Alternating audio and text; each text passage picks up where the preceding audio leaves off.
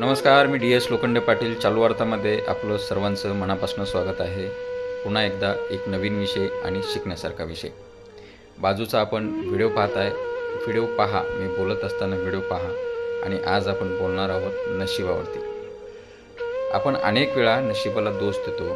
अनेक वेळा असं आपल्याला वाटतं की याच्यापेक्षा मला जास्त नॉलेज, त्याच्यापेक्षा मला जास्त नॉलेज, हा माझ्या मागून येऊन पुढं चालला आहे, किंवा जे काय असेल, बिझनेस असेल, शिक्षण असेल, किंवा इतर कोणत्याही गोष्टीमध्ये.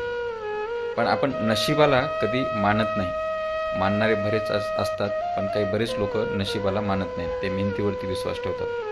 पण अनेक उदाहरणावरनं एक गोष्ट लक्षात येते की मेहनत करणं हे तर त्याला ऑप्शन नाही आहे. मेहनत हे करायलाच पाहिजे. पण मेहनत ही आपली सार्थक ठरवण्यासाठी नशिबाची पण गरज लागते. आणि हे बाजूच्या व्हिडिओवरनं तुम्हाला लक्षात आलं असेल. ज्यावेळेस 5 गोट्या त्यांनी सोडल्या, 5ही एकत्र निघाल्या, पण रेड कलरची, लाल कलरची गोटी सर्वप्रथम डेस्टिनेशनला पोहोचते. नशिबाचंही तसंच आहे.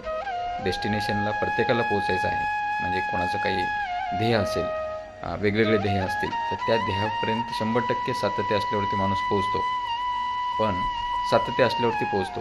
पण त्याला थोडी नशिबाची साथ मिळाली तर जो डिस्टन्स आहे, मॅक्झिमम डिस्टन्स आहे, त्याला कुठंतरी शॉर्ट डिस्टन्समध्ये यश लवकर मिळण्याची शक्यता असते. अनेक उदाहरणं आहेत. आता UPSCची एक्झाम घ्या. एखादी 21व्या वर्षी आय एस बनतो आणि एखादी शेवटच्या अटेम्प्टमध्ये आय एस बनतो.